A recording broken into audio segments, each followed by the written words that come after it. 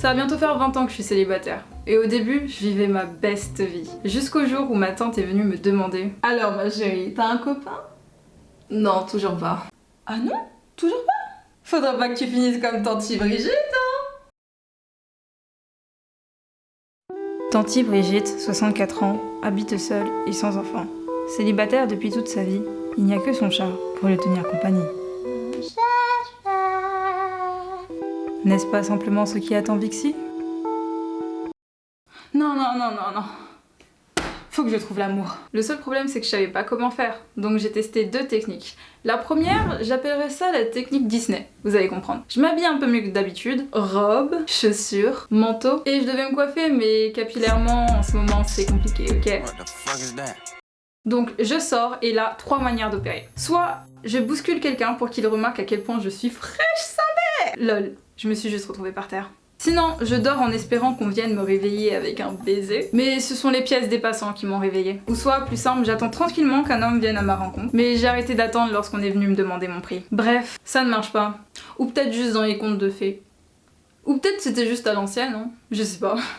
C'est vrai, genre... Aujourd'hui, comment les gens ils font pour trouver l'amour? Sur Tinder? Sur Bumble? Sur Fruits? Ok, j'ai compris, mais moi les sites de rencontres en fait c'est mort. Bon, c'était prévisible en soi. Ok, bah testons la deuxième technique alors. Les sites de rencontres. D'abord, il faut trouver une belle photo. J'ai juste pris mes photos d'Insta. Ensuite, écrire une bio plutôt banale. Et enfin, swiper les gens qui nous intéressent.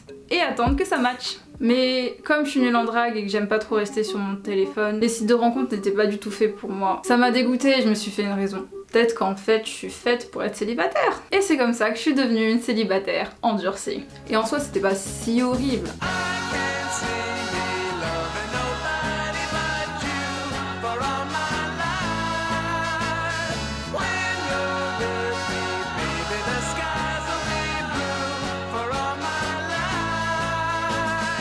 Mais parfois, je voulais pas me l'admettre, mais ça me saoulait. Mais c'est pas possible! Pourquoi genre, il y a toujours de l'amour partout? Vous pouvez arrêter de vous embrasser? Il y a des célibataires par ici. Et t'aurais la date d'aujourd'hui? On est le 14 février. J'aime pas les films romantiques. Ça se termine toujours trop bien. C'est déprimant. J'ai eu une partie de ma vie où je m'étais beaucoup remise en question par rapport à ça. Je me disais que peut-être il y avait quelque chose qui clochait chez moi. Peut-être que j'étais pas assez bien. Et peut-être même en fait, je le méritais pas. Je méritais pas d'être aimée et d'aimer. Autant vous dire que c'est le moment où ma confiance en moi était au plus bas. Et avec du recul, j'aurais voulu qu'on me dise la vérité. Que ce n'est pas grave d'être célibataire depuis longtemps. Ou de l'avoir toujours été, tout simplement. Et que c'est même plutôt normal.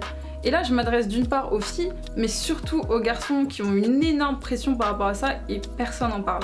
Donc non, vous n'êtes pas bizarre parce que j'ai jamais eu de copain ou de copine, et non, vous n'allez pas terminer seul avec des chats. Pour ma part, actuellement, je suis plutôt en accord avec le fait d'être célibataire, parce qu'avec le train de vie que je mène, j'ai pas le temps d'accorder de l'amour à quelqu'un d'autre. Mais pour toutes les personnes qui ne sont pas à l'aise avec l'idée d'être célibataire, je tiens à vous dire que ce n'est pas grave. Que vous n'êtes pas une mauvaise personne ou une moins bonne personne, parce que personne n'a jamais su voir votre valeur. Tôt ou tard ça va arriver, mais en attendant n'oubliez pas que le plus important c'est que vous voyez votre propre valeur.